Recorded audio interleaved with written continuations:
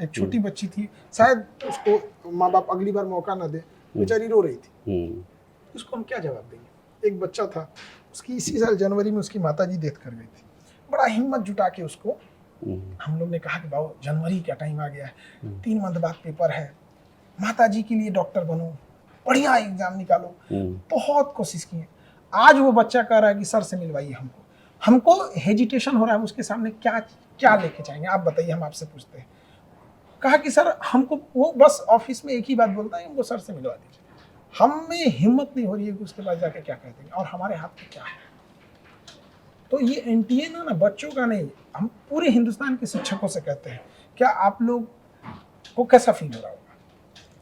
इतना अजीब लगता है कि ये चीजें खबर में आ गई, नहीं आती तो ये भी लिख, इसको भी एग्जाम रिजल्ट आ जाता एनटीए है। कहता था कुछ नहीं हुआ, अफवाह है, 2-4 नेता होता तो अफवाह है, उधर सुप्रीम कोर्ट में न्याय नहीं, निर्णय हो जाता कि खत्म बंद।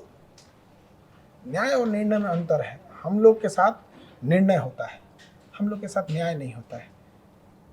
बच्चे पिसते हैं, फिर वो गलत कामों में जाएंगे तो फिर आपको बहुत मुश्किल होगा उनको फिर वापस लेके आना। अब कोई डिप्रेशन में जाएगा, उसमें अलग नेक्सस घूम रहा है। अब कोई डिप्रेशन में आ जाएगा, उसको गांजा वाले तो ड्रग्स वाले, अब उसका एक अलग नेक्सस है, मतलब आप समझिए लूप बना हुआ है।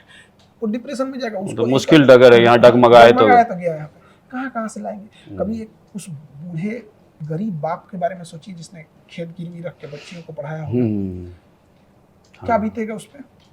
लड़कियों को दोबारा मौका नहीं मिलता है, लड़कियों की शादी करा दी जाती है। जिस लड़की ने सपना देखा था डॉक्टर बनने का, जिस लड़के ने सपना देखा था डॉक्टर बनने का, किसी को मजदूरी करने जाना हो।